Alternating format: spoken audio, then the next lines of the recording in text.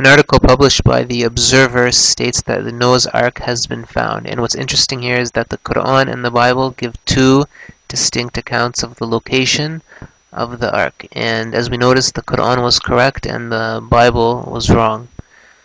The article here states, Noah's Ark has been found on the Turkish-Iranian border 32 kilometers from Mount Ararat, according to the leader of a team of scientists that has been investigating the site for 6 years.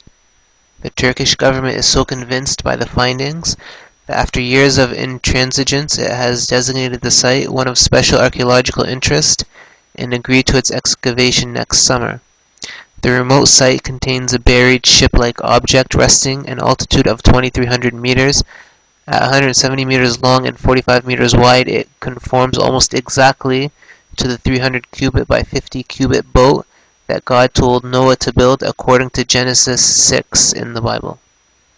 On surrounding terrain, the American and Middle Eastern scientists have identified huge stones with holes carved at one end, which they believe are drogue stones, dragged behind ships in the ancient world to stabilize them. Radar soundings indicate unusual levels of iron oxide distribution. Salih Bayraktutan, head of geology at Turkey's Ataturk University, estimates the age of the vessel at more than 100,000 years. Estimates the age of the vessel at more than 100,000 years. And he quotes as saying, "It is a man-made structure, and for sure, it is Noah's Ark," end quote. The site is directly below the mountain of Al-Judi, named in the Quran as the Ark's resting place.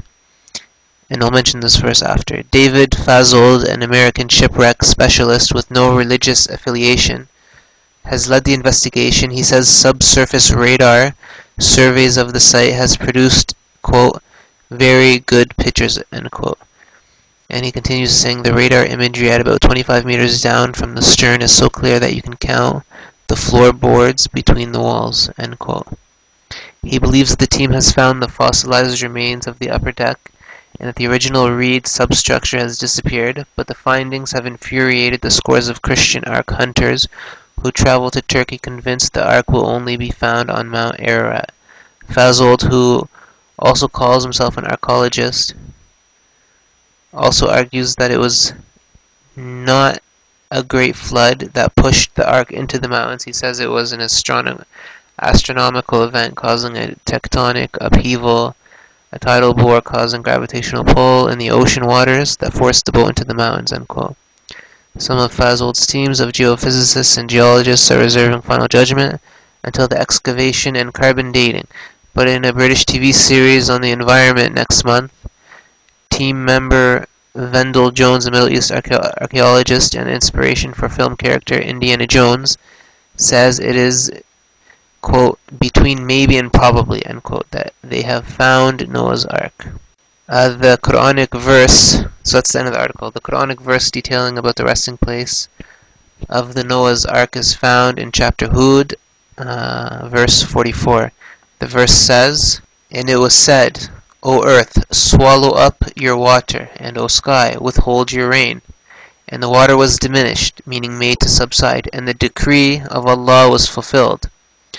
The destruction of the people of Nuh or Noah, alayhi salam, and the ship rested on Mount Judi, and it was said, away with the people who are the dhalimun, the polytheists and the wrongdoers." So, just the point of evidence that it rested, the Quran says specifically that it rested on Mount Judi.